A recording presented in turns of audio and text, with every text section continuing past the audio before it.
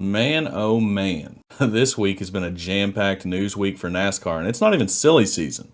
We discuss all things NASCAR, the penalties, the National Motorsports Appeals Panel, the Kaulig decision, the new Hendrick Motorsports penalty, and we get to leave off with some positive news about the All-Star race. We're going to jump into all that and more on this installment of The Tunnel Turn, presented by Dogleg Media.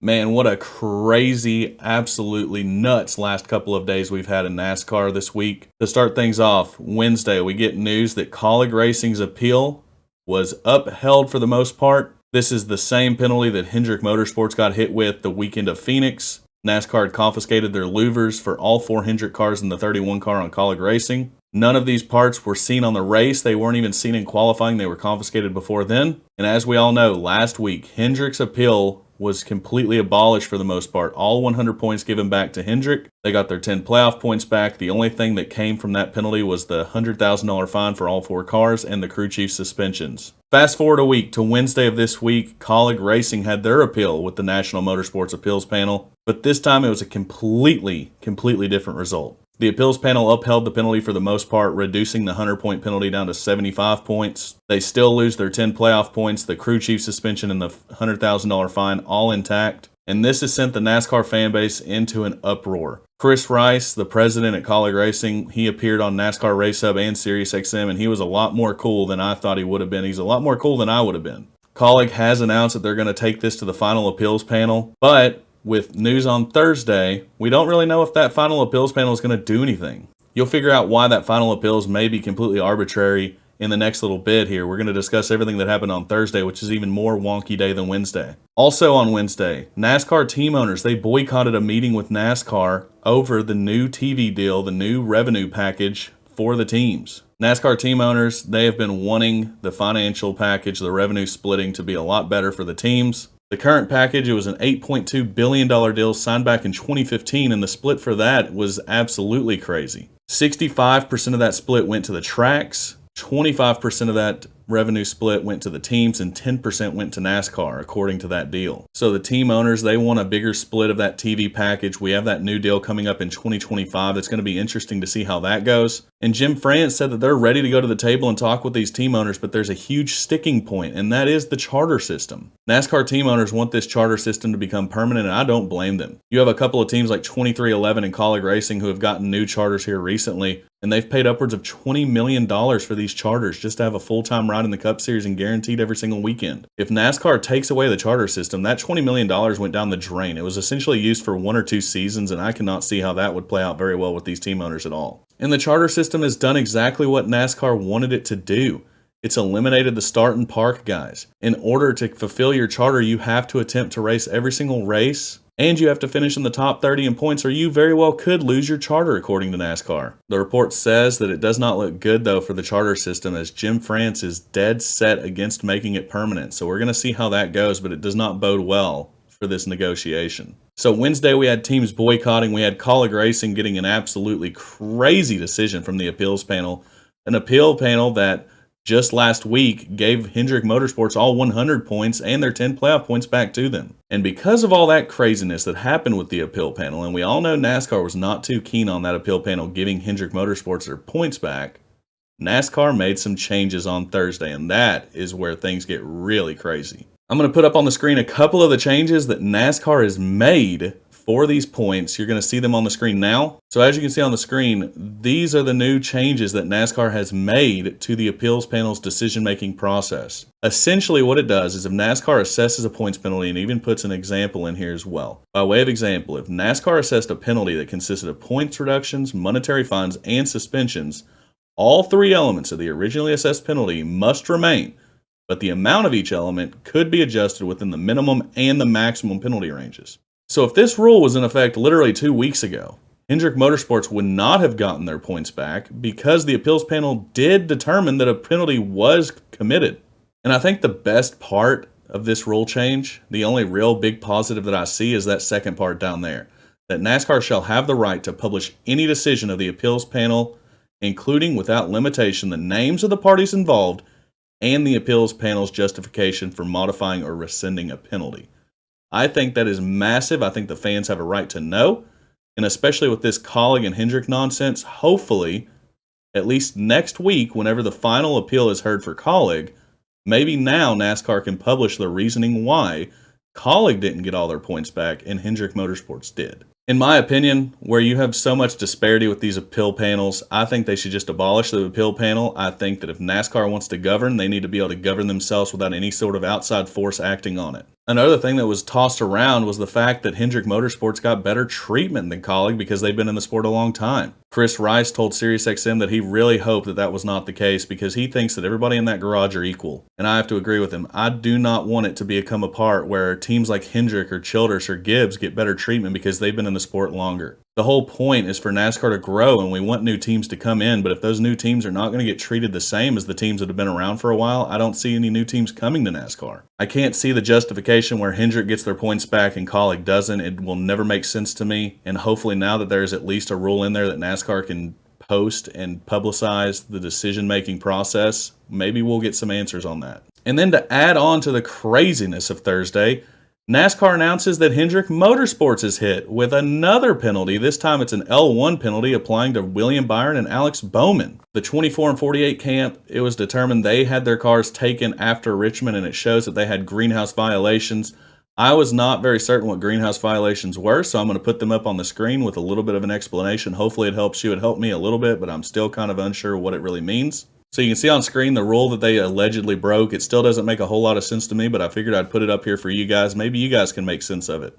If you know what they did, leave it in the comments below. I'd love to know. I mean, I've listened to SiriusXM all week. I've read the tweets, but I still can't make any sense of it. But there you can see on the screen exactly what Hendrick Motorsports, the 24 and 48, committed. That penalty cost William Byron and Alex Bowman 60 driver's points, 10 playoff points, a $75,000 fine, and the 2 interim crew chiefs are suspended for another 2 weeks. You know, a couple of weeks ago, Chase Elliott was on the COTA broadcast, and they joked about Chase Elliott getting up on the pit box and being a crew chief for one of these teams. At the time, it was a joke. Hendrick obviously had a lot of crew chiefs in reserve, but now they're down 2 more, so the backups are out. It's becoming not just a joke, but maybe a dark reality that Chase Elliott could very well get up on the pit box. I think it'd be funny to see. The big news about those penalties coming out now is that if Hendrick goes and appeals the penalty, which they haven't necessarily determined if they're going to or not, they said they're going to wait until after this week's race at Bristol. If they do in fact decide to appeal it, and the appeals panel does decide that a penalty did occur, they're not going to get their points back like they did for their infraction at Phoenix. I think this is a step in the right direction for NASCAR, but honestly, if the appeals panel got this completely wrong with the Kaulig and Hendrick situation, I think you should just throw it out altogether. If NASCAR determines there's a penalty, govern your sport. Don't let an outside force come in and make changes. It just makes the sport look like a joke. And to cap off some of the crazy penalty news, Denny Hamlin. His appeal was upheld, so he's going to have to pay the $50,000 fine and get hit with 25 driver's points for his actions that he committed at Phoenix to Ross Chastain and then later admitted to on his Actions Detrimental podcast on Dirty Mo Media. I know a lot of people on Twitter were talking about Daniel Suarez only getting hit with a monetary fine and no points, and they think that if Daniel Suarez didn't get hit with any points, neither should Denny Hamlin. And to a degree, I can agree. I think, though, that Denny Hamlin's incident happened on the track at speed. Daniel Suarez's incident happened on pit road, not saying that it's any better necessarily. And that's what people have been talking about on Twitter. If Daniel Suarez didn't get hit with points, neither should have Denny Hamlin. Let me know in the comments down below. Are you Team Hamlin? Do you think he shouldn't have got points? Do you think he should have? Let me know about the new changes of the rules. I think it's a step in the right direction, but I think they just need to go all the way and get rid of the appeals panel. But let's end on some positivity, guys. At least some good news came out yesterday on this wonky day, this wonky week. The NASCAR All-Star Races format at North Wilkesboro was announced. Dale Earnhardt Jr. joined Race Hub last night and announced that. You're going to see it on the screen now. And guys, let me tell you, this is going to be an event that you do not want to miss. On Friday, you have your qualifying, which is a pit crew challenge. They're finally bringing back the pit crew to this event. That challenge will set the lineup for the heat races and the All-Star Open. The heat races will determine the inside and outside roads similar to the duels at Daytona. And then, of course, the All-Star Open, it's going to be 100 laps. That's where all of your open cars that are not guaranteed in, can make the show. And, of course, the fan vote winner will also transfer to the All-Star race like we've seen many years now. What I love about this is that they're allowing the track, they're allowing North Wilkesboro to be the star of the show. They don't have any fancy gimmicks. It's a 200 lap race. They have a break right in the middle. They're giving a certain amount of tires. They start on sticker tires and they get 3 additional sets in the pit box. All the laps count. I would like for caution laps not to count, but I understand it. But this format, this is the way it needs to be. We've had all-star races where they go by average finishing stages. They do all this wonky stuff. I think that this is letting North Wilkesboro be the star of the show for the all-star weekend. I'm super excited. I'd love to get out there. I'm still trying to figure out if I can make it happen. But if not, I know I'm going to see a phenomenal show on the TV like many of you guys will. I highly, highly recommend getting out to the race if you can. I know that I haven't posted a lot here recently, guys. I really appreciate you guys being patient with me. I've got a new little baby on the way. He should be here in about 2 weeks. I'll keep you guys posted there. But I've also got some other things in the works, and I'm really excited to be able to share those with you soon, hopefully. We're going to end this episode off by previewing Bristol Dirt a little bit. I've got some things to talk about in that arena. Obviously, one of the big things, Jonathan Davenport, a dirt track ringer, a legend in dirt, is going to be racing in the Cup Series and the Truck Series, hopefully. Davenport is guaranteed into the Cup race. He's going to be racing the number 13 machine for Kaulig Racing. Where things get a little bit sticky is the truck race. He's entered into the truck race. Hopefully he can run it, but he is an open car there. So if qualifying gets rained out, which it looks like it might, he won't be able to run that race, which would be a bummer for sure. Other cars that would be a bummer as well, Joey Logano's entered into the dirt race for the Cup or the Truck Series. Hopefully it doesn't get rained out. I'd love to see those guys battle it out, but that's another talking point.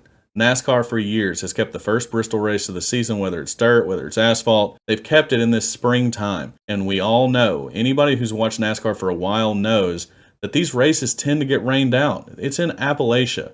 I mean, there's going to be rain this time of year. Why NASCAR doesn't elect to move this closer into the summer months like they did that year with the All-Star race, the COVID year, I don't know. Hopefully we get a good show. I don't know why we are racing on Sunday night. It's Easter. They're going to be competing with the Masters finale. I don't know why this isn't a Saturday night event, but that's just me. I'm just some guy in Kentucky. I have no bearing on this whatsoever, and I don't get paid to. So, you know what? It's fine. But let's stay positive. Hopefully we get some racing in this weekend. It's going to be interesting to see Davenport, at least in the Cup Series. Let's see what he can do. This may bring in a whole new type of ringer to NASCAR. We have road course ringers. Now we could have a dirt track ringer, and we're going to have a street race coming up this summer. Maybe we get street race ringers from IndyCar and F1. Who knows? But guys, that's going to do it for me here. Thank you guys so much for continuing to be patient. I've got so much stuff going on. I can't wait to share a lot of it with you. But until next time, guys, I'm Matt, your host. You're exiting the tunnel turn, presented by Dogleg Media.